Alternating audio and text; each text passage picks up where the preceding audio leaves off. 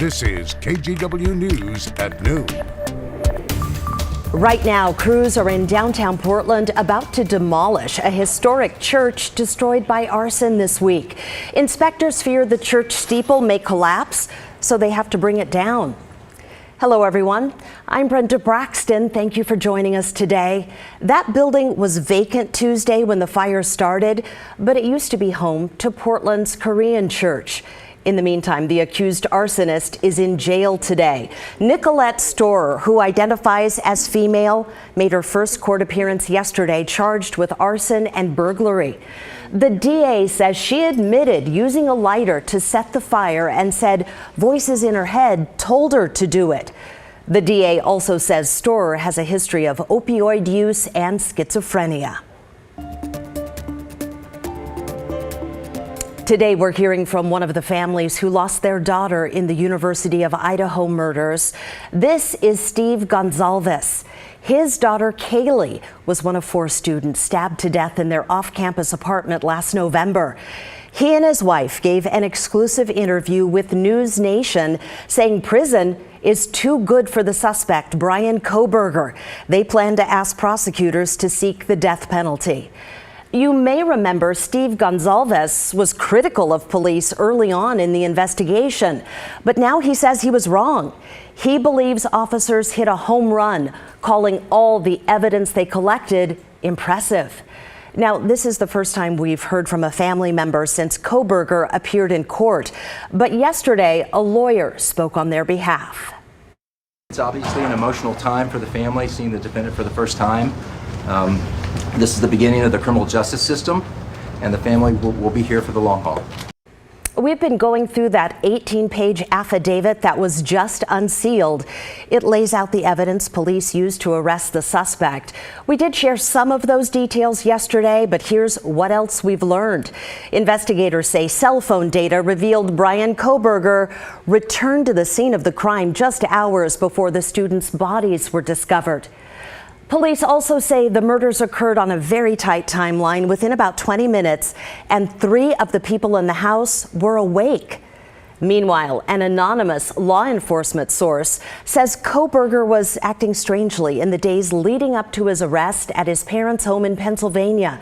They say he cleaned his car thoroughly and was seen multiple times by investigators wearing latex gloves in public.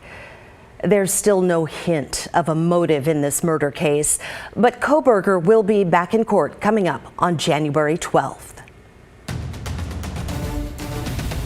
Now to the historic battle in Congress to elect a new Speaker of the House. So far this week, Republicans have voted 13 times and come up empty. Representative Kevin McCarthy wants the job, but he doesn't have enough support yet to win it outright. This, by the way, is the longest speaker contest in 164 years. And until the speaker is chosen, newly elected lawmakers can't be sworn in. That includes elected officials from Oregon and Washington. We checked in with Representative-elect Andrea Salinas. She serves Oregon's newly formed 6th district. Here's her take on what's happening. What is the most frustrating part about this for you? I feel like we are letting down the people across the U.S. who really do expect us to start to dive into the important issues. So, for instance, in my district, it's the Farm Bill reauthorization. I think we don't have our committee assignments. We don't know where we'll be serving. Marie Gluesenkamp-Perez, the newly elected Congresswoman for Washington's 3rd District, sent us a statement. It says, in part, I came to Congress to get things done. Every day the House goes without a speaker is a day Southwest Washington goes without the representation it deserves. We also reached out to Oregon's 2 Republican representatives. We know Lori Chavez-DeRemer of Happy Valley and Cliff Bentz from Ontario did vote in favor of Kevin McCarthy, but neither was available for comment. Also today, some huge news from the Buffalo Bills. They say Damar Hamlin had his breathing tube removed and even FaceTime with the team.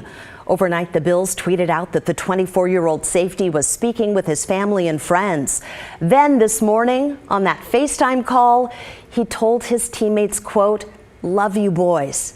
The guys were in tears, tweeting, "We need this," and can't believe it. It is stunning. Remember, just 4 days ago on Monday Night Football, Hamlin went into cardiac arrest. Medics restarted his heart on the field, then took him to the hospital. He's been in the ICU ever since, but doctors say his neurological function appears to be intact. Hey, we have a quick reminder this noon that I-84 will close in both directions at the I-205 interchange for most of this weekend. The closure starts at 10 o'clock tonight and lasts until 4 o'clock Sunday morning. Drivers will have to detour off 84 onto I-205. During the closure, TriMet will lay down more Max tracks and build a station platform for the Red Line near the Gateway Transit Center.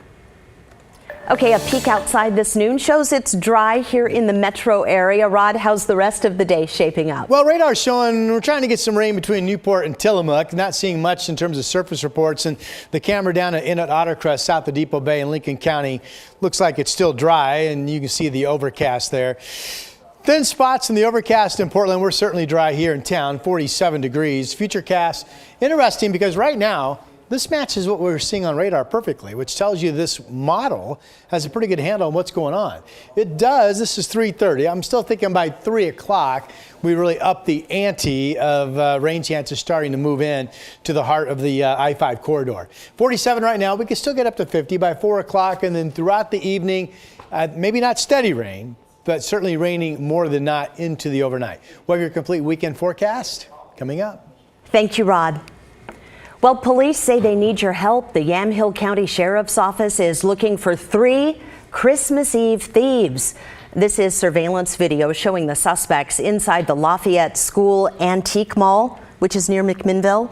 They broke into a case and stole more than $5,000 worth of jewelry. He took a lot of sterling silver, a lot of turquoise, anything that looked like it sparkled. But he took the rack and all. So, I mean, that's food off my table.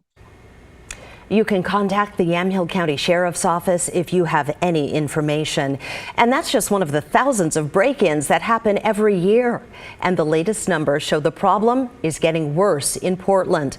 According to PPB, from November 2020 to November of 2021, there were about 5,400 reported burglaries. The next year, that number jumped by 1,000. Police say staffing shortages are affecting their ability to respond, adding they have to prioritize crimes against people instead of property. They encourage business owners to help themselves by making their shops less attractive to thieves, by locking up valuable items in the back, and installing security cameras.